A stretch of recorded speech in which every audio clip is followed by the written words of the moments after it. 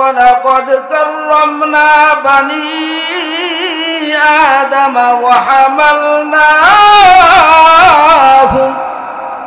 في البر والبحر ورزقناهم من الطيبات وفضلناهم على كثير ممن خلقنا تفضيلا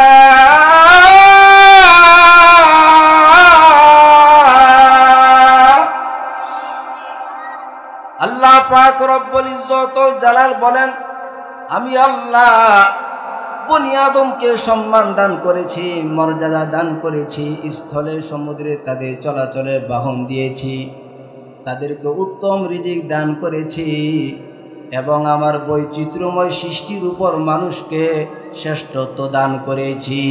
সুবহানাল্লাহ বলেন। মানুষের কল্যাণে আমার আল্লাহ আসমান বানাইছে,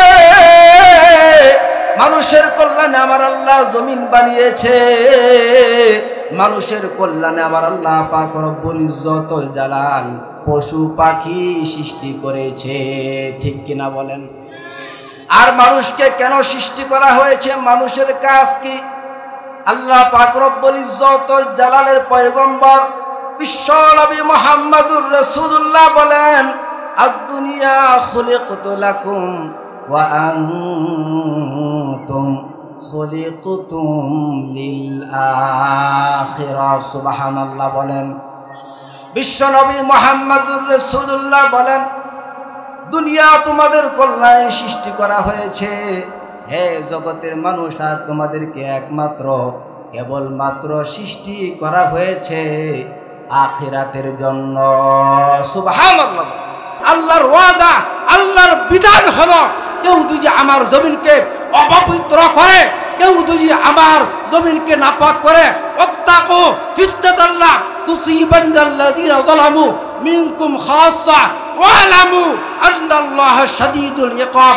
আমার এই আযাব থেকে, আমার এই পাকড়াও থেকে মসজিদের ইমাম রেহাই পাবে না, মসজিদের মুয়াজ্জিন রেহাই পাবে না, মসজিদের খতিব রেহাই পাবে না, দুধের শিশুর বাচ্চা রেহাই পাবে না, একজন মা যার গর্ভের মধ্যে সন্তান এখনো আছে, ওই গর্ভধারী মাও ওই আযাব থেকে রক্ষা পাবে না। ঠিক কিনা বলেন?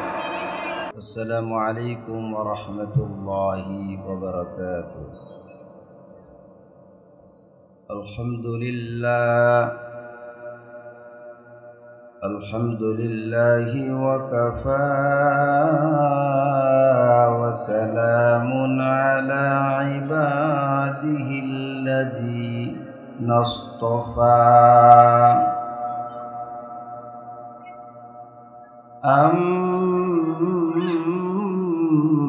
أما بعد فقد قال الله تعالى في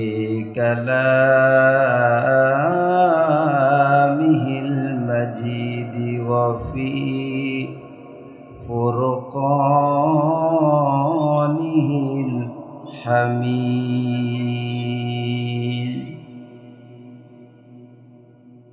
أعوذ بالله من الشيطان الرجيم.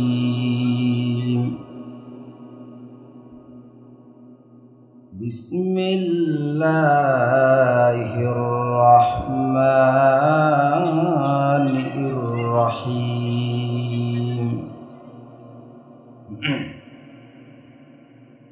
ولقد كرمنا بني آدم وحملناهم في البر والبحر ورزقناهم من الطيبات وفضلناهم على كثير ممن خلقنا تفضيلا. صدق الله العظيم.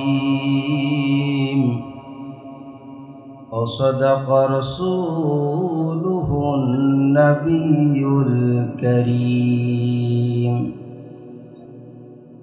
ونحن على ذلك من الشاهدين والشاكرين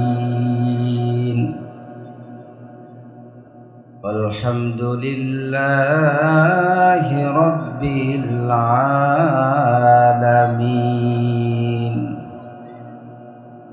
আমরা সকলেই হৃদয়ে সবটুকু ভালোবাসা উজাড় করে উচ্চ আওয়াজে নামাজির দুরুদ ইব্রাহিম পাঠ করি। আল্লাহুম্মা সাল্লি আলা মুহাম্মাদিন ওয়া আলা আলি মুহাম্মাদ কামা সাল্লাইতা আলা ইব্রাহিম ওয়া আলা আলি ইব্রাহিম إنك حميد مجيد اللهم بارك على محمد وعلى آل محمد كما باركت على إبراهيم وعلى آل إبراهيم إنك حميد مجيد পৃথিবীতে কেউ স্থায়ী হয় না, হোক না সে ফেরাউন কিবা নমরুদ, কেউ ভবে চিরকাল রয় না। পৃথিবীতে কেউ স্থায়ী হয় না, হোক না সে ফেরাউন কিবা নমরুদ, কেউ ভবে চিরকাল রয় না। পৃথিবীতে কেউ স্থায়ী হয় না, চলে যায় সব ছেড়ে যেতে হয়। মৃত্যু মানে না কোনো পরিচয়, চলে যায় সব ছেড়ে যেতে হয়। মৃত্যু মানে না কোনো পরিচয়, সব রাজা মহারাজা আর মহাবীর, সব রাজা মহারাজা আর মহাবীর, কাউকে সে অবকাশ দেয় না। পৃথিবীতে কেউ স্থায়ী হয় না, হোক না সে ফেরাউন কিবা নমরুদ, কেউ ভবে চিরকাল রয় না, কেউ ভবে চিরকাল রয় না। পৃথিবীতে কেউ স্থায়ী হয় না, হোক না সে ফেরাউন কিবা নমরুদ, কেউ ভবে চিরকাল রয় না। ফেরাউন শেষ তক ছিল না, মৃত্যু তাকেও ছেড়ে দিল না। ফেরাউন শেষ তক ছিল না, মৃত্যু তাকেও ছেড়ে দিল না। থেকে গেছে তার সব স্মৃতিচিহ্ন, থেকে গেছে তার সব স্মৃতিচিহ্ন, কেউ আজ তার কথা কয় না।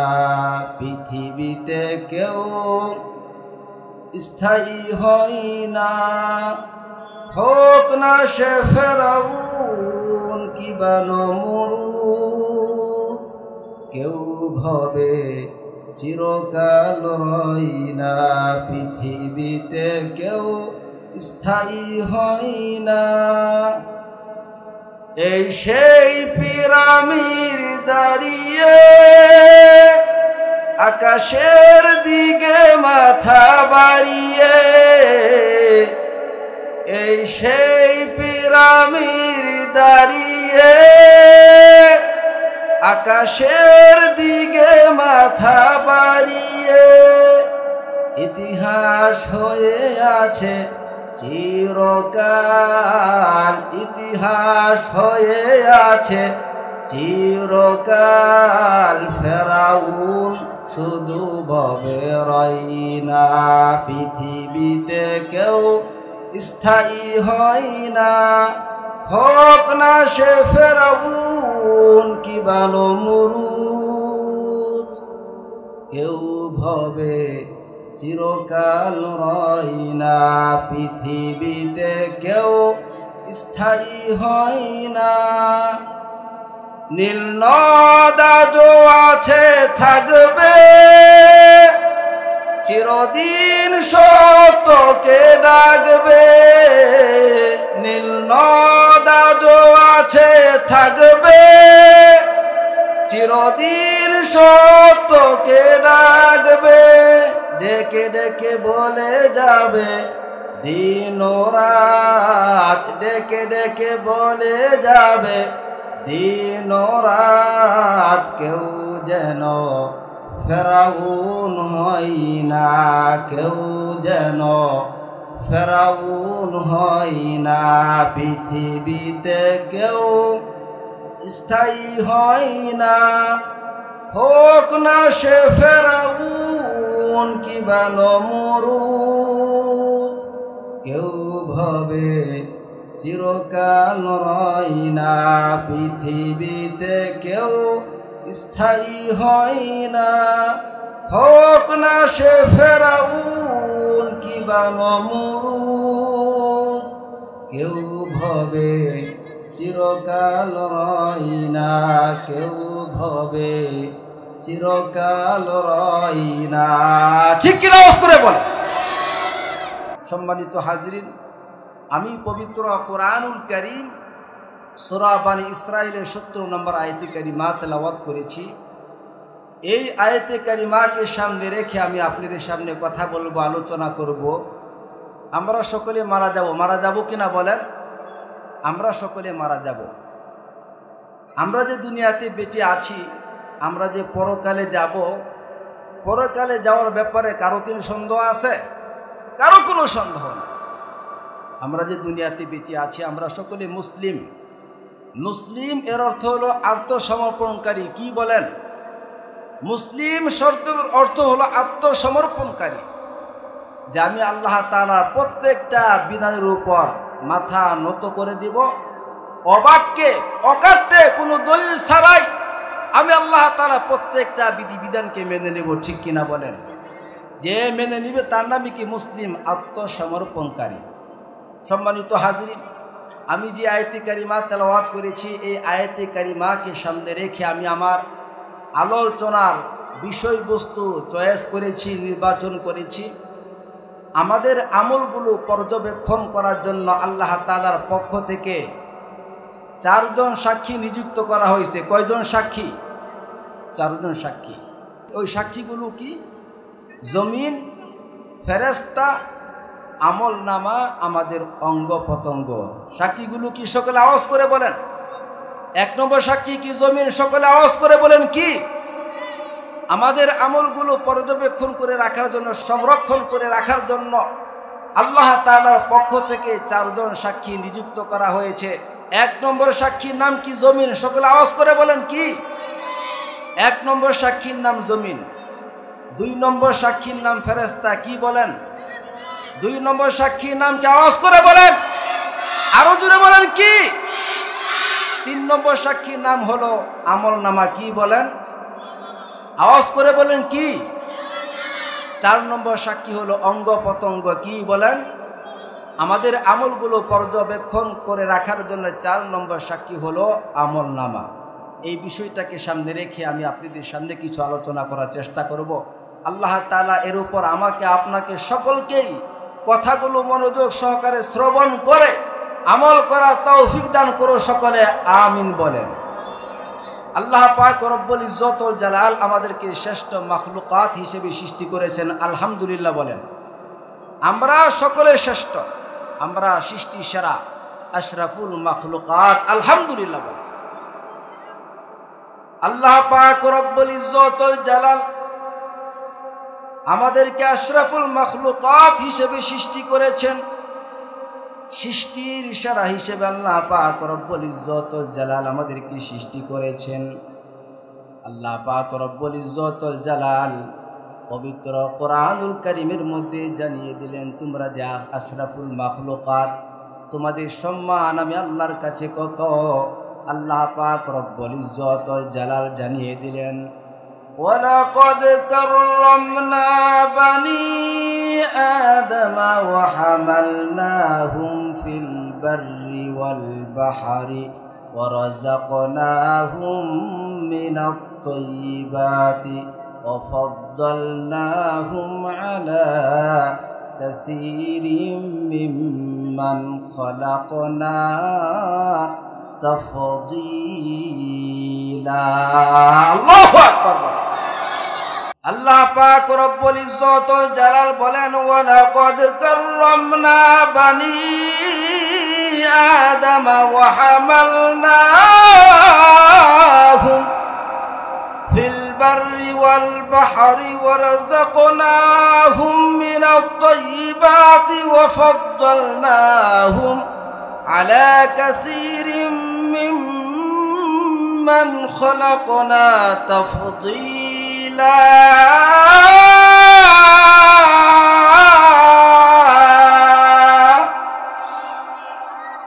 আল্লাহ পাক রব্বুল ইজ্জত ওয়াল জালাল বলেন, আমি আল্লাহ বনি আদমকে সম্মান দান করেছি, মর্যাদা দান করেছি, স্থলে সমুদ্রে তাদের চলাচলে বাহন দিয়েছি, তাদেরকে উত্তম রিজিক দান করেছি এবং আমার বৈচিত্র্যময় সৃষ্টির উপর মানুষকে শ্রেষ্ঠত্ব দান করেছি। সুবহানাল্লাহ বলেন। আল্লাহ পাক রব্বুল ইজ্জত ওয়াল জালাল তার যত সৃষ্টি আছে, আসমান থেকে আল্লাহর কাছে মানুষ শ্রেষ্ঠ সম্মানিত, জমিন থেকে আল্লাহ পাক রব্বুল ইজ্জত ওয়াল জালাল মানুষ আল্লাহর কাছে সম্মানিত, চন্দ্র সূর্যের চেয়ে আল্লাহর কাছে মানুষ সবচেয়ে বেশি সম্মানিত। কারণ মানুষের প্রয়োজনে, মানুষের কল্যাণে আল্লাহ পাক রব্বুল ইজ্জত ওয়াল জালাল আসমান বানিয়েছেন। ঠিক কিনা আওয়াজ করে বলেন। মানুষের কল্যাণে আল্লাহ পাক রব্বুল ইজ্জত ওয়াল জালাল জমিন সৃষ্টি করেছেন। মানুষের কল্যাণে আল্লাহ পাক রব্বুল ইজ্জত ওয়াল জালাল গাছ তৈরি করেছেন। মানুষের কল্যাণে আল্লাহ পাক রব্বুল ইজ্জত ওয়াল জালাল পাহাড় সৃষ্টি করেছেন। মানুষের কল্যাণে আল্লাহ পাক রব্বুল ইজ্জত ওয়াল জালাল নদী নালা তৈরি করেছেন। মানুষের কল্যাণে আমার আল্লাহ আসমান বানাইছে, মানুষের কল্যাণে আমার আল্লাহ জমিন বানিয়েছে, মানুষের কল্যাণে আমার আল্লাহ পাক রব্বুল ইজ্জত ওয়াল জালাল পশু পাখি সৃষ্টি করেছে। ঠিক কিনা বলেন। আর মানুষকে কেন সৃষ্টি করা হয়েছে, মানুষের কাজ কি? আল্লাহ পাক রব্বুল ইজ্জত ওয়াল জালালের পয়গম্বর বিশ্ব নবী মুহাম্মদুর রাসূলুল্লাহ বলেন, আদ-দুনিয়া খুলিকতু লাকুম ওয়া আনতুম খুলিকতুম লিল আখিরাহ। সুবহানাল্লাহ বলেন। বিশ্ব নবী মুহাম্মদুর রাসূলুল্লাহ বলেন, দুনিয়া তোমাদের কল্যাণে সৃষ্টি করা হয়েছে। হে জগতের মানুষ, আর তোমাদেরকে একমাত্র কেবলমাত্র সৃষ্টি করা হয়েছে আখিরাতের জন্য। সুবহানাল্লাহ। আমাদের কি সৃষ্টি করা হয়েছে? আখিরাতের জন্য, পরকালের জন্য, জান্নাতের জন্য, জাহান্নামের জন্য নয়। ঠিক কিনা বলেন। অথচ আজকে মানুষ জাহান্নামে যাওয়ার জন্য প্রতিযোগিতা করতেছে। নাউজুবিল্লাহ বলেন। আজকে জাহান্নামে যাওয়ার জন্য প্রতিযোগিতা চলতেছে, অথচ আমার আল্লাহ আমাকে আপনাকে জাহান্নামে দেওয়ার জন্য পাঠায় নাই, পাঠিয়েছে জান্নাত দেওয়ার জন্য। কি দেওয়ার জন্য বলেন? জান্নাত দেওয়ার জন্য। আমরা কি সেই জান্নাতে যাওয়ার কাজ করি? আওয়াজ করে বলেন। জান্নাতে যাওয়ার কাজগুলো করা দরকার আছে না নয়? আওয়াজ করে বলেন। আমার ভাইয়েরা, আমার বন্ধুগণ, আমরা আল্লাহ পাক রব্বুল ইজ্জত ওয়াল জালালের নাজ নিয়ামত ভোগ করি। আমরা জমিনের উপর চলি, জমিনের মধ্যে যত নাজ নিয়ামত আছে, রিজিক আছে, ফল ফলাদি আসে, এগুলো আমরা ভোগ করি কিনা? আওয়াজ করে বলেন। কি ভোগ করি কিনা বলেন? ফল আমরা ভোগ করি না? জমিন দিয়ে আমরা হাঁটি না? জমিনের উপর আমরা বাসা বাড়ি নির্মাণ করি কি করি না? আওয়াজ করে বলেন। তাহলে আমরা জমিনের নিয়ামত ভোগ করি, সব কিছু করি, আবার জমিনের রবের নাফরমানি করি কিনা? আওয়াজ করে বলেন। করি না? আমরা জমিনের রবের নাফরমানি করি, জমিন আমাদেরকে গিলে ফেলতে চায়, কিন্তু গিলে ফেলে না। গিলে না ফেলার কারণ হলো আল্লাহ পাক রব্বুল ইজ্জত ওয়াল জালাল জমিনকে বলে দিয়েছেন, জমিন আমার বান্দা অন্যায় করবে, পাপ করবে, সীমা লঙ্ঘন করবে, সাথে সাথে তুমি পাকড়াও করবা না। আল্লাহু আকবার বলেন। আমার বান্দা অন্যায় করবে, পাপ করবে, সীমা লঙ্ঘন করবে, হে জমিন তুমি আমার বান্দাকে সাথে সাথে পাকড়াও করবা না। কিন্তু যখন রবের পক্ষ থেকে নির্দেশ চলে আসবে, যখন রবের পক্ষ থেকে আদেশ চলে আসবে, তখন জমিন আমাদের সব কিছু বলে দিবে। আল্লাহ পাক রব্বুল ইজ্জত ওয়াল জালাল বলেন, ইজা যুলজিলাতিল আরদু জিলজালাহা ওয়া আখরাজাতিল আরদু আসকালাহা ওয়া ক্বালাল ইনসানু মা লাহা ইয়াউমাইযিন তুহাদ্দিসু আখবারাহা বিআন্না রাব্বাকা আওহা লাহা। আল্লাহু আকবার বলেন। আল্লাহ পাক রব্বুল ইজ্জত ওয়াল জালাল বলেন, যখন পৃথিবী আপন কম্পনে প্রবলভাবে প্রকম্পিত হয়ে যাবে, জমিন তার সকল বোঝা বের করে দিবে, মানুষ বলবে জমিনের কি হলো? সেদিন জমিন তার সমস্ত বৃত্তান্ত বর্ণনা করবে, কারণ তার প্রতিপালক তাকে আদেশ করবেন। আল্লামা বাগাবী রহমাতুল্লাহ আলাইহি বলেন, এর অর্থ হলো জমিনের উপর যে ভালো কাজ করেছে, অন্যায় কাজ করেছে, সেদিন কোনো কিছু গোপন থাকবে না, সব কিছু জমিন প্রকাশ করে দিবে। হযরত আবু হুরায়রা থেকে হাদিস, বিশ্বনবী মুহাম্মদুর রাসূলুল্লাহ বলেন, ও আমার সাহাবারা, তোমরা কি জানো সেদিন জমিন কি কি বিষয়ে সংবাদ দিবে? সাহাবায়ে কেরাম বললেন, ইয়া রাসূলুল্লাহ, আল্লাহ এবং আল্লাহ রাসূলই ভালো জানেন। বিশ্বনবী মুহাম্মদুর রাসূলুল্লাহ বলেন, জমিনের উপর যে নারী বা পুরুষ যে অন্যায় কাজ করেছে, গোপনে করেছে, প্রকাশ্য করেছে, বান্দা যে অন্যায় করেছে, সমস্ত অন্যায় কার্যকলাপের পক্ষে বিপক্ষে জমিন সাক্ষ্য দিবে। জমিন বলবে, আল্লাহ তোমার বান্দা অমুক দিন অমুক জায়গায় এই অন্যায় করেছে, আমি তার সাক্ষী। নাউজুবিল্লাহ বলে। আমার ভাইয়েরা, আমার বন্ধুগণ, কথাগুলো মন লাগিয়ে শুনতে হবে, দিলের কান লাগিয়ে শুনতে হবে। জমিন যখন তার গোপন বিষয়গুলো ওপেন করে দিবে, যখন প্রকাশ করে দিবে, মানুষ তখন আশ্চর্য হয়ে যাবে, মানুষ তখন পাগল পারা হয়ে যাবে। পাগল হয়ে আশ্চর্য হয়ে জমিনকে বলবে, হে জমিন, আজকে তোমার কি হলো? আমাদের গোপন বিষয়গুলো কেন তুমি ওপেন করে দিচ্ছ? কেন তুমি প্রকাশ করে দিচ্ছ? আমি তো রাতের অন্ধকারে গুনাহ করেছিলাম, আমি তো দরজা লাগিয়ে গুনাহ করেছিলাম, আমি তো লোক চক্ষুর অন্তরালে গুনাহ করেছিলাম, আমি এমন গোপনে গুনাহ করেছিলাম, আমার এই গুনার খবর আমার স্ত্রী জানতো না, আমার মা জানতো না, আমার বাবা জানতো না, আমার সন্তান জানতো না, আমার প্রতিবেশী কেউ জানতো না। আমি এতটা অপরাধী, আমি এতটাই পাপী, এতটাই গোপনে আমি গুনাহ করেছি, আমার পাপের খবর দুজি আমার সন্তান জানতো, আমার সন্তান আমাকে বাবা বলে ডাকতো না, আমার পাপের খবর যদি আমার স্ত্রী জানতো আফসোস করতো, এমন স্বামী কেন আমার ভাগ্যে আসলো। আমি এমন গোপনে গুনাহ করেছি, এমন অন্যায় আমার দ্বারা হয়েছে। আমার মা যদি জানতো, মা কান্না করতো, আফসোস করতো, এমন হতভাগা সন্তান কেন গর্ভে ধারণ করলাম। নাউজুবিল্লাহ বলেন। বান্দা তখন আশ্চর্য হয়ে জমিনকে জিজ্ঞেস করবে, জমিন আমি তো গোপনে গুনাহ করেছিলাম, গুনার খবর আমার মা জানতো না, স্ত্রী জানতো না, প্রতিবেশী জানতো না, কেউ জানতো না। হে জমিন, আজকে তোমার কি হয়ে গেল? আমার গোপন বিষয়গুলো কেন তুমি ওপেন করে দিলা, প্রকাশ করে দিলা? তখন জমিনের জবান খুলে যাবে।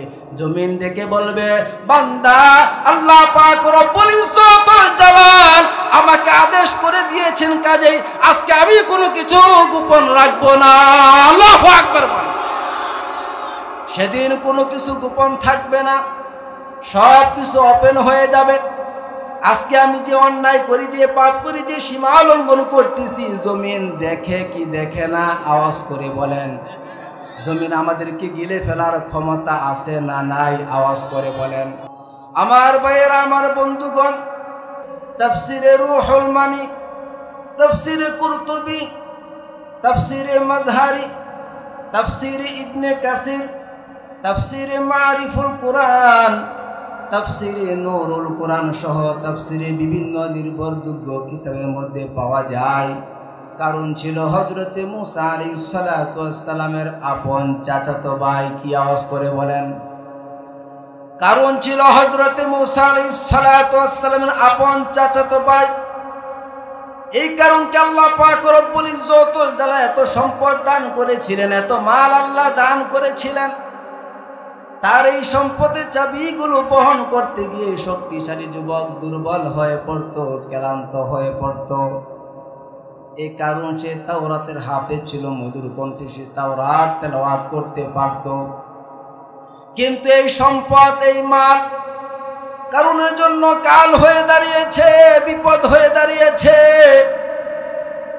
কারণের অহংকার বেড়ে গেল, হিংসা বেড়ে গেল। আর এই অহংকার, হিংসা যদি কারো চরিত্রে প্রবেশ করে, তাহলে সে সমাজের মধ্যে উৎপাত শুরু করে দেয়, সমাজের মধ্যে সে নেতাগিরি শুরু করে দেয়, মাস্তানি শুরু করে দেয়। কারণের অবস্থা ঠিক তাই হয়েছিল। কারণ সে বলতে লাগলো, আমি মুসার একমাত্র উজির হওয়ার যোগ্য। নাউজুবিল্লাহ বলে। কারণ বলতে লাগলো, একমাত্র আমি মুসার উজির হওয়ার যোগ্য। কিন্তু পরবর্তীতে দেখা গেল হযরতে মুসা আলাইহিস সালাতু ওয়াস সালাম উজির হিসেবে নিযুক্ত করেছেন তার আপন ভাই হারুনকে, এবং তিনি তাকে সহকারী নবীও বানিয়ে দিয়েছেন। তখন কারণের রাগ, হিংসা, গুসা আরো বেড়ে গেল। কারণ সে বলাবলি করতে লাগলো, হারুন হলো হযরতে মুসার আপন ভাই, আর আমি কারণ হলাম তার চাচাতো ভাই। এজন্য সে তাকে তার সহকারী উজির নিযুক্ত করেছে এবং তাকে সহকারী নবীও বানিয়ে দিয়েছে।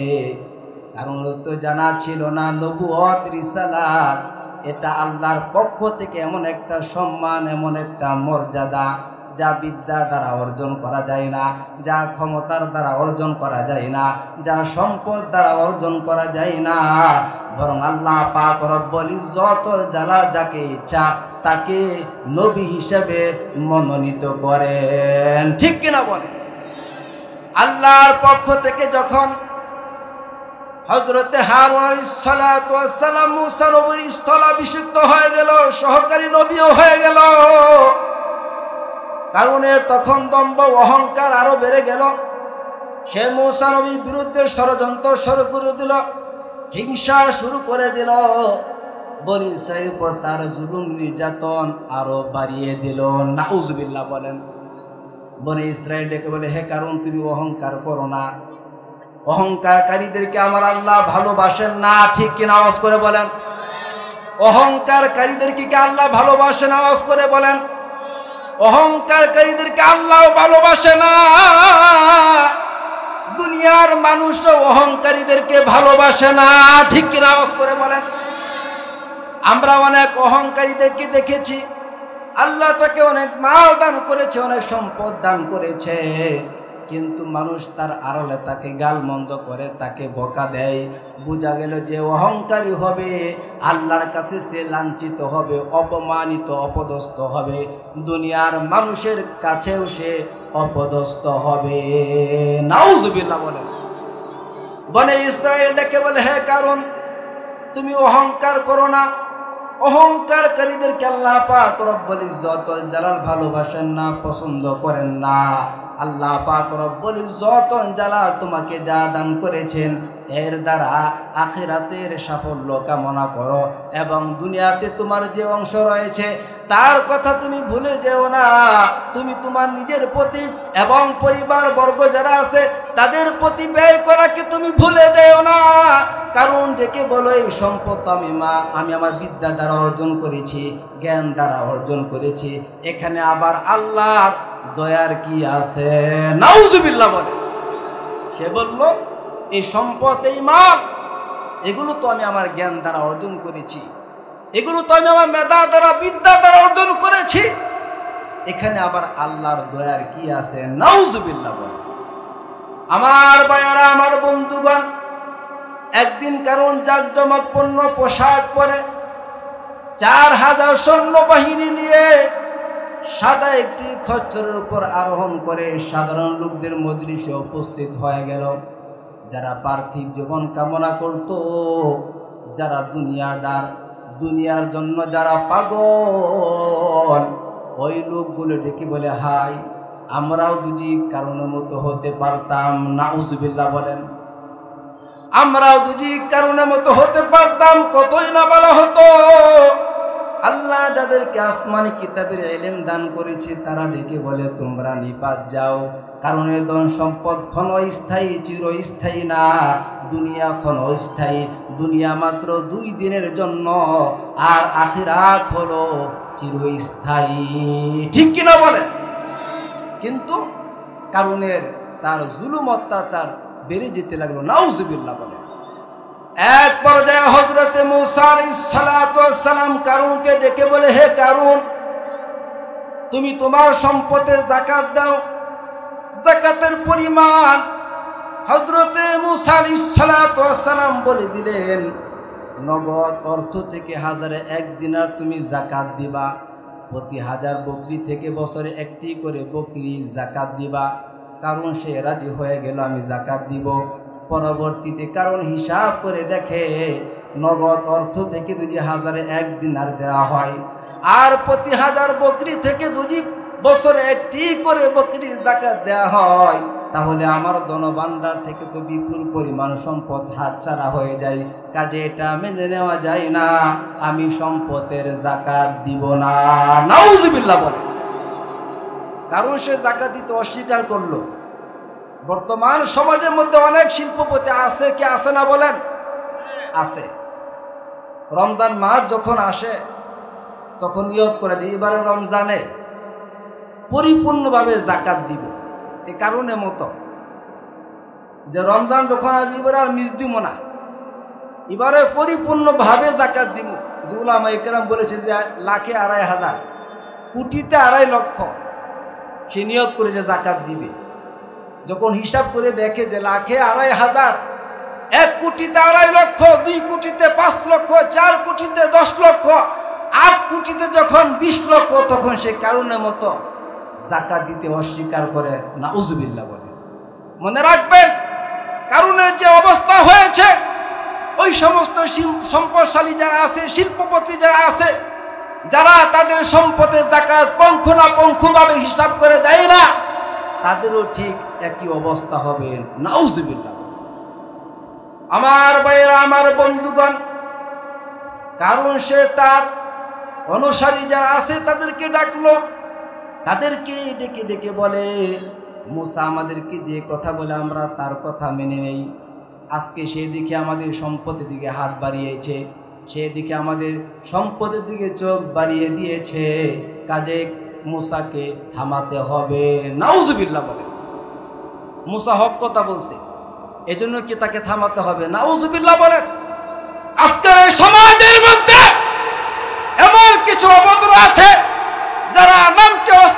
মুসলিম, অথচ প্রকৃত পক্ষে তাদেরকে যদি মুসলিমের মাপকাঠি দিয়ে মাপা হয়, মুসলমানিত্ব তাদের মধ্যে পাওয়া যাবে না, পাওয়া যাবে না। ঠিক কিনা আওয়াজ করে বলে।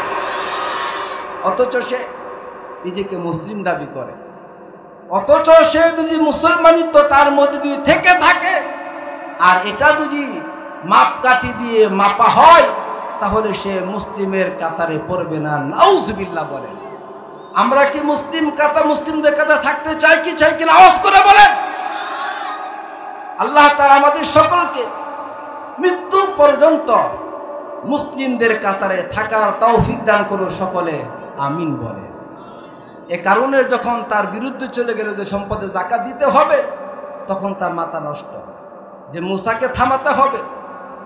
তখন তার অনুসারী যারা, তারা কারুনকে পরামর্শ দিল কি করা যায়। এক পর্যায়ে কারুন ডেকে বলে, অমুক ব্যভিচারী নারীকে ভাড়া করো।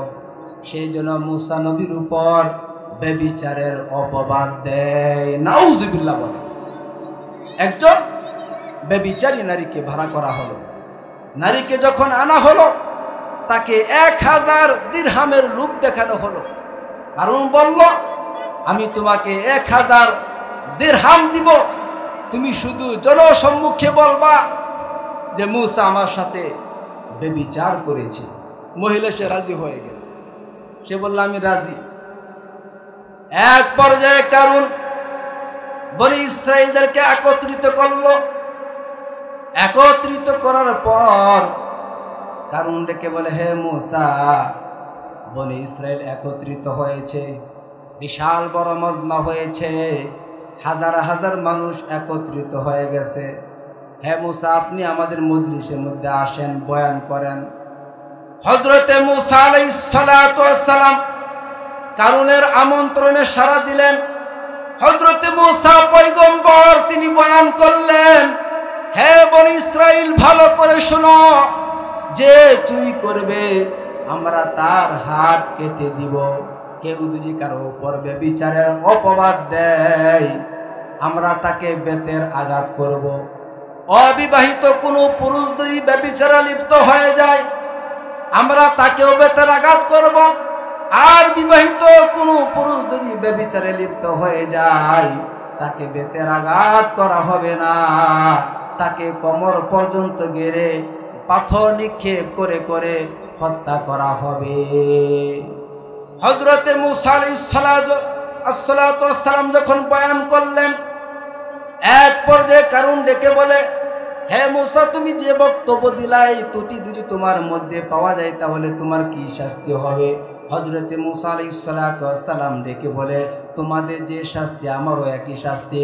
এক পর্যায়ে কারুন ডেকে বলে, বনি ইসরাইলের ধারণা তুমি অমুক নারীর সাথে ব্যভিচার করেছো। নাউজুবিল্লাহ বলেন। আর আওয়াজ করে বলেন নাউজুবিল্লাহ। হযরতে মুসা আলাইহিস সালাতু ওয়াস সালাম বললেন, আমি অমুক নারীর সাথে ব্যভিচার করি নাই, ওই নারীকে ডাকো, আমি সরাসরি তার সাথে সাক্ষাৎ করতে চাই, তার সাথে কথা বলতে চাই। এক পর্যায়ে নারীকে যখন মুসা আলাইহিস সালাতু ওয়াস সালামের সামনে উপস্থিত করা হলো, এক পর্যায়ে হযরতে মুসা আলাইহিস সালাতু ওয়াস সালাম ওই নারীর দিকে তাকালেন।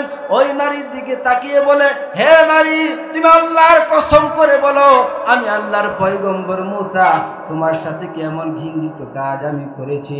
এক পর্যায়ে নারী চিন্তা করতে লাগলো, জীবনে বহু যুবকের চরিত্র আমি নষ্ট করেছি, বহু যুবককে আমি জাহান্নামের দ্বার প্রান্তে পৌঁছে দিয়েছি। আজকে আমি যার উপর অপবাদ দেওয়ার জন্য এসেছি, তিনি কোনো সাধারণ মানুষ না, তিনি হলেন আল্লাহ পাক রব্বুল ইজ্জত ওয়াল জালালের মনোনীত পয়গম্বর হযরতে মুসা আলাইহিস সালাতু ওয়াস সালাম। আমি যদি তার উপর ব্যভিচারের অপবাদ দেই, আল্লাহর পক্ষ থেকে আযাব চলে আসবে, লানত চলে আসবে। কাজে আমি সত্যকে প্রকাশ করে দিব, খাঁটি দিলে তওবা করে নিব। এক পর্যায়ে মহিলা জনসম্মুখে বলে দিলেন, মুসা আমার সাথে ব্যভিচার করে নাই, বরং কারণ 1000 দিরহামের বিনিময়ে আমাকে ভাড়া করেছে, আমি যেন মুসা নবীর উপর অপবাদ দেই। নাউজুবিল্লাহ বলেন। আমার ভাইয়েরা, আমার বন্ধুগণ, সত্য যখন প্রকাশ হয়ে গেল, সত্য যখন অপমান হয়ে গেল, এক পর্যায়ে মুসা নবী তিনি সিজদার মধ্যে পড়ে গেলেন। আল্লাহকে ডেকে বলে, আল্লাহ সত্যি আমি যদি তোমার জলিলুল কদর পয়গম্বর মুসা হয়ে থাকি, তুমি কারণকে পাকড়াও করো, কারণকে তুমি পাকড়াও করো। এক পর্যায়ে আল্লাহ পাক রব্বুল ইজ্জতুল জালাল ওহীর মাধ্যমে হযরত মুসা আলাইহিস সালাতু ওয়াস সালামকে জানায়া দিলেন, হে আমার পয়গম্বর মুসা, আমি জমিনকে তোমার অনুগত করে দিলাম, তুমি জমিনকে আদেশ করো। এক পর্যায়ে হযরত মুসা আলাইহিস সালাতু ওয়াস সালাম বলেন, ইয়া আরদু খুদি, হে জমিন তুমি কারণকে পাকড়াও করো। সুবহানাল্লাহ বলেন। জমিন যখন কারণকে পাকড়াও করলো, কারণ চিৎকার করতে লাগলো, আর্তনাদ করতে লাগলো। দ্বিতীয়বার হযরত মুসা আলাইহিস সালাতু ওয়াস সালাম ডেকে বলে, ইয়া আরদু খুজি, হে জমিন তুমি কারণকে পাকড়াও করো। সাথে সাথে জমিন কারণকে হাঁটু পর্যন্ত গিলে ফেললো। সুবহানাল্লাহ বলেন। তৃতীয়বার বললেন, ইয়া আরদু খুদি, হে জমিন তুমি কারণকে পাকড়াও করো। সাথে সাথে জমিন কারণকে হাঁটু পর্যন্ত, কোমর পর্যন্ত গিলে ফেললো। চতুর্থবার বললেন, ইয়া আরদু খুজি, হে জমিন তুমি কারণকে পাকড়াও করো। সাথে সাথে জমিন কারণকে গলা পর্যন্ত গিলে ফেললো। সুবহানাল্লাহ বলেন। কিয়ামত পর্যন্ত কারণ জমিনের নিচে যেতে থাকবে। সুবহানাল্লাহ বলেন। কারণ কিয়ামত পর্যন্ত জমিনের নিচে যেতে থাকবে। হযরত আব্দুল্লাহ ইবনে আব্বাস রাদিয়াল্লাহু তাআলা আনহু বলেন, কারণ প্রতিদিন মাটির নিচে এতটুকু দেবে যাবে যতটুকু তার দেহের দৈর্ঘ্য রয়েছে। যখন হযরতে ইসরাফিল আলাইহিস সালাতু ওয়াস সালাম সিংহার মধ্যে ফুঁক দিবেন, ফুঁক দেওয়ার সাথে সাথে কারণ একেবারে জমিনের তলদেশে পৌঁছে যাবে। আবার যখন কিয়ামত কায়েম হয়ে যাবে, তখন কারণ একেবারে জমিনের তলদেশ থেকে উঠে আসবে। সুবহানাল্লাহ। আল্লাহ পাক রব্বুল ইজ্জতুল জালাল এই ঘটনা, এই কাহিনী পবিত্র কুরআনুল কারীম সূরাতুল কসাস 20 নম্বর পারা 13-14 নম্বর পৃষ্ঠা 76 থেকে 81 নম্বর আয়াতের মধ্যে আল্লাহ পাক রব্বুল ইজ্জতুল জালাল এই কাহিনী উল্লেখ করেছেন। সুবহানাল্লাহ বলেন।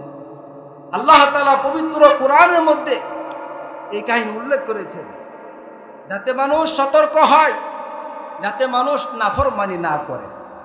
আল্লাহ পাক রব্বুল ইজ্জতুল জালাল জানিয়ে দিলেন, ইন্না কারুনা কানা মিন কওমি মূসা ফাবাগা আলাইহিম ওয়া আতাইনাহু মিনাল কুনুজি মা ইন্না মাফাতিহাহু লাতানূউ বিল উসবাতি উলিল কুওয়া إذ قال له قومه لا تفرح إن الله لا يحب الفرحين الله أكبر বলেন। আল্লাহ পাক রব্বুল ইজ্জতুল জালাল পরায়াতের মধ্যে বলেন, ওয়াবতাগি ফীমা আতাকাল্লাহুদ দারাল আখিরাতা ولا تنس نصيبك من الدنيا وأحسن كما أحسن الله إليك ولا تبغ الفساد في الأرض إن الله لا يحب المفسدين।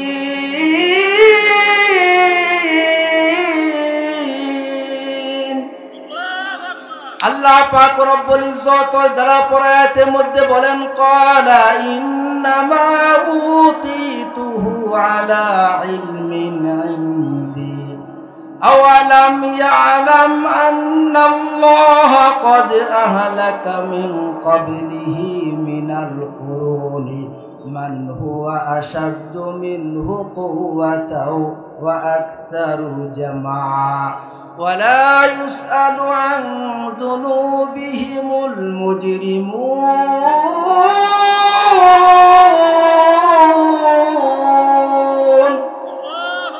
এরপরে আল্লাহ তাআলা বলেন ফাখরাজা আলা কওমিহি ফি জিনাতিহি ক্বালাল্লাযীনা ইউরিদুনাল হায়াতাদ দুনিয়া ইয়া লাইতা লানা মিসলা মা উতিয়া কারুন ইন্নাহু লাযু হায্যিন আযীম।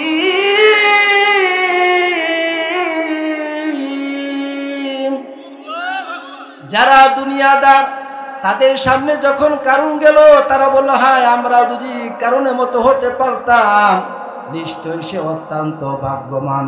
আল্লাহ তাআলা জানা দিলেন, ওয়াকালাল্লাযীনা উতুল ইলমা ওয়াইলাকুম সাওয়াবুল্লাহি খায়রুল লিমান আমানা ওয়া আমিলা সালিহা ওয়ালা ইউলাক্কাহা ইল্লাস সাবিরুন।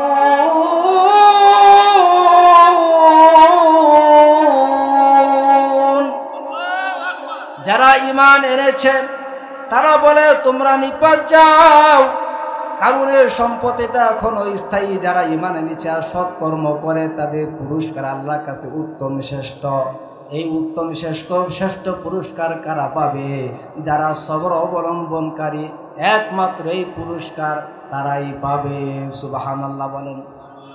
সর্বশেষ আয়াতের মধ্যে আল্লাহ বলেন ফাখাসাফনা বিহি ওয়া বিদারিহিল আরদা ফামা কানা লাহু মিন ফিআতি ইয়ানসুরুনাহু মিন দুনিল্লাহ ওয়া মা কানা লাহু মিনাল মুনতাসিরিন।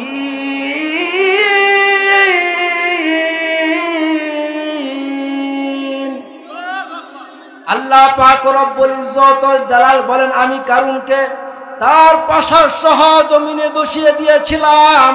সেদিন কারুনের পক্ষে এমন কোনো দল ছিল যে আল্লাহর আযাব থেকে কারুনকে রক্ষা করতে পারে। সে নিজে আল্লাহর আযাব থেকে রক্ষা পায় নাই, মুক্তি পায় নাই। এজন্য কারুন যে স্থানটিতে দোষে গিয়েছিল, মিশরে কারুন হ্রদ নামে সেই স্থানটি আজও চিহ্নিত রয়েছে, যাতে দুনিয়ার মানুষ ওই স্থানগুলো দেখে শিক্ষা গ্রহণ করে। অথচ মানুষ কোনো শিক্ষা গ্রহণ করে না, ঠিক কিনা বলেন? আল্লাহ তাআলা শিক্ষা গ্রহণ করতে বলেছে। আল্লাহ বলে কুল সিরু ফিল আরদি ফানজুরু কাইফা কানা আকিবাতুল মুজরিমিন। আল্লাহু আকবার বলেন। আল্লাহ পাক রব্বুল ইজ্জত ওয়াল জালাল বলে, হে নবী আপনি আপনার উম্মতদেরকে বলে দেন, আমার বান্দাদেরকে আপনি বলে দেন তারা যেন জমিনে সফর করে, আর যেন তারা দেখে আমি আল্লাহ পাক রব্বুল ইজ্জত ওয়াল জালাল যারা পাপী, যারা অপরাধী, আমি আল্লাহ তাদের সাথে কেমন আচরণ করেছি, তাদের পরিণতি কি হয়েছে।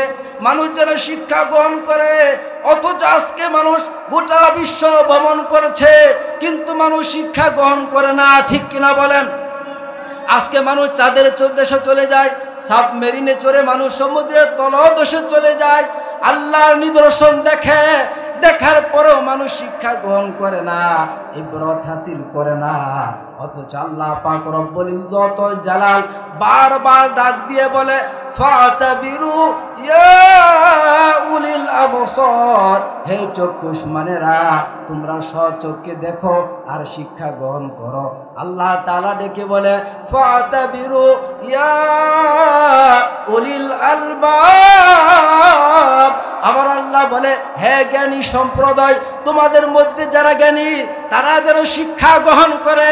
অথচ জ্ঞানী সম্প্রদায় শিক্ষা গ্রহণ করে না, চোখ দিয়ে দেখেও শিক্ষা করে না, বিবেক দিয়ে চিন্তা ভাবনা করেও শিক্ষা করে না। তারা জমিনের উপর ভর করে চলে, যা করতে মন চাই তাই করে, যা বলতে মন চাই তাই করে। অথচ জমিন আমাদেরকে প্রতিদিন ডেকে ডেকে কি বলে, আমরা জমিনের সে ডাক শুনি না। যদি আমরা জমিনের সে ডাক শুনতাম, আমাদের আরামের ঘুম হারাম হয়ে যেত, দুনিয়া সব রং তামাশা খতম হয়ে যেত, ঠিক কিনা বলেন? জমিন আমাদেরকে প্রতিদিন ডেকে ডেকে কি বলে? জমিন আমাদেরকে প্রতিদিন ডেকে ডেকে বলে, আলা কুল্লু ইয়াউমিন তাকুলুল আরদু ইয়া ইবনা আদামা তামশি আলা যহরি মাসিরুকা ফি বাতনি হে আদম সন্তান, তুমি আমার পিঠের উপর চলতেছ, অতি সত্বর তুমি আমার পেটের ভিতরে চলে আসবে। জমিন ডেকে বলে তাদহাকু আলা জহরি ফাতাবকি ফি বাতনি, হে আদম সন্তান, তুমি আমার পিঠের উপর হাসতেছ, অতি সত্বর তুমি আমার পেটে এসে কাঁদবে। জমিন আমাকে আপনাকে প্রতিদিন ডেকে ডেকে বলে তাসুরু আলা জহরি সাতাহজুনু ফি বাতনি, হে আদম সন্তান, তুমি আমার পিঠের উপর আনন্দ ফুর্তি করতেছ, রং তামাশা করতেছ, অতি সত্বর তুমি আমার পেটে এসে পেরেশানিতে পড়ে যাবে। জমিন আমাকে আপনাকে প্রতিদিন ডেকে ডেকে বলে তাকুলুকাল আলওয়ানু আলা জহরি ফাতাকুলুকা দুদু ফি বাতনি, হে আদম সন্তান, আমার পিঠের উপর রং তামাশা তোমাকে খেয়ে ফেলছে, অতি সত্বর আমার পেটের পোকামাকড় তোমাকে খাবে। নাউজুবিল্লাহ বলেন। প্রতিদিন জমিন আমাকে আপনাকে এভাবে ডেকে ডেকে বলে। এজন্য আমাদের আমলগুলো পর্যবেক্ষণ করার জন্য আল্লাহ তাআলা 4 জন সাক্ষী নিযুক্ত করেছেন। এর মধ্যে 1 নম্বরের সাক্ষী হলো জমিন। কি আওয়াজ করে বলেন? 1 নম্বর সাক্ষী হলো জমিন। আমি আপনি জমিনের উপর কি করতেছি? নামাজ পড়তেছি নাকি চুরি করতেছি, বাটপারি করতেছি, সিটারি করতেছি, গোপনে গুনাহ করতেছি, প্রকাশ্যে গুনাহ করতেছি, ডিজে পার্টি করতেছি, আর বেগানা নারীদেরকে একত্রিত করে লক্ষ লক্ষ কোটি কোটি টাকা দিয়ে আল্লাহর জমিন অপবিত্র করতেছে। এটা জমিন দেখে কি দেখে না? আওয়াজ করে বলে। এই জন্য জমিনের মধ্যে কোনো অপকর্ম যদি হয়, কুকর্ম যদি হয়, আর মুসলিম তাওহীদি জনতা যদি বাধা না দেয়, তাহলে আল্লাহর পক্ষ থেকে যখন আযাব আসবে, গজব আসবে, ওই গজব শুধু যারা এই পাপে জড়িত তাদের উপর আসবে না, বরং এই পাপের কারণে ওই সমস্ত লোকেরাও পাকড়া হয়ে যাবে যারা এখানে শরীক হয় নাই, অংশগ্রহণ করে নাই। এমনকি নবজাতক শিশু, নবজাতক দুধের বাচ্চা যে মাত্র মায়ের পেট থেকে ভূমিষ্ঠ হয়েছে, আল্লাহর আযাব থেকে, আল্লাহর পাপ থেকে ওই শিশুও পর্যন্ত সেও নাজাত পাবে না। নাউজুবিল্লাহ বলেন। পাপ করে কয়জন? আওয়াজ করে বলেন। 1 জন। কয়জন? অথবা 2 জন। কয়জন? অথবা 10 জন। কয়জন? আওয়াজ করে বলেন। অথবা 20 জন, অথবা 50 জন, ধরলেন 1000। কিন্তু এই পাপে অংশগ্রহণ করে না আরো 99,000। এই 1000 মানুষের কুকর্ম করার কারণে জমিন 99,000 মানুষকে পাকড়াও করে। এটা আল্লাহর নিয়ম, আল্লাহর ওয়াদা, আল্লাহর বিধান হলো, কেউ যদি আমার জমিনকে অপবিত্র করে, কেউ যদি আমার জমিনকে নাপাক করে, ওয়াত্তাকু ফিতনাতাল্লাহ তুসিবান্নাল্লাযিনা যালামু মিনকুম খাসসা ওয়ালামু আন্নাল্লাহা শাদীদুল ইকাব। আমার এই আযাব থেকে, আমার এই পাকড়াও থেকে মসজিদের ইমাম রেহাই পাবে না, মসজিদের মুয়াজ্জিন রেহাই পাবে না, মসজিদের খতিব রেহাই পাবে না, দুধের শিশুর বাচ্চা রেহাই পাবে না। একজন মা যার গর্ভের মধ্যে সন্তান এখনো আছে, ওই গর্ভধারী মাও ওই আযাব থেকে রক্ষা পাবে না। ঠিক কিনা বলেন? আল্লাহ নিয়মে সুজা মনে করেন যে একজনে অন্যায় করবে, পাপ করবে, আপনি শুধু চায়া চায়া দেখবেন? এজন্য আল্লাহ জমিনের মধ্যে যাতে শরীয়ত গৃহীত কোনো কাজ যাতে না হয়, এজন্য আমরা সকলে সচেষ্ট থাকবো তো ইনশাআল্লাহ, সকলে চেষ্টা করবো তো ইনশাআল্লাহ। যে কথাগুলো বললাম, আল্লাহ তাআলা এর উপর আমাকে আপনাকে সকলকে আমল করার তৌফিক দান করো। সকলে আমিন বলেন। সর্বশেষ কথা হলো, আমি আপনি যে অন্যায় কার্যকলাপগুলো করি, জমিন দেখে কি দেখে না? আওয়াজ করে বলেন। আমি গোপনে গুনাহ করি, জমিন দেখে কি দেখে কিনা বলেন? আমি যে প্রকাশ্যে গুনাহ করি, জমিন দেখে কি দেখে না বলেন? এই বিশ্বাস কার কার আছে? 2 হাত তুলে আল্লাহকে দেখান। সকলে 2 হাত বলে নারে তাকবীর, নারে তাকবীর। সকলে ওয়াদা করে এখন থেকে হাত সবাই উঠান। সকলে ওয়াদা করে এখন থেকে মৃত্যু পর্যন্ত গোপনে কোনো গুনাহ করব না, প্রকাশ্যে কোনো গুনাহ করব না, অন্তর দিয়ে কোনো গুনাহ করব না। এই ওয়াদাবদ্ধ কি আপনারা হতে পারবেন? আল্লাহ তাআলা আমাদের সকলকে আমল করার তৌফিক দান করুক। সকলে আমিন বলেন। ওয়া আখির দাওয়ানা আনিল হামদুলিল্লাহি রাব্বিল আলামিন।